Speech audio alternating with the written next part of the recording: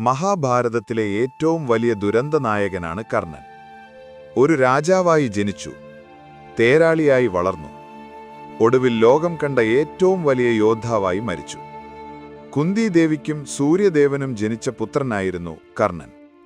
ഒരായുധത്തിനും തകർക്കാൻ കഴിയാത്ത ദിവ്യമായ കവചകുണ്ടലങ്ങളുമായാണ് അവൻ ജനിച്ചത്. എന്നാൽ കുന്തി അവിവാഹിതയായിരുന്നതിനാൽ ആ കുഞ്ഞിനെ ഗംഗാനദിയിലൊഴുക്കിവിട്ടു. അധിരഥൻ എന്നൊരു തേരാളിയാണ് ആ കുഞ്ഞിനെ കണ്ടെത്തിയത്. അദ്ദേഹം കർണനെ സ്വന്തം മകനെപ്പോലെ വളർത്തി.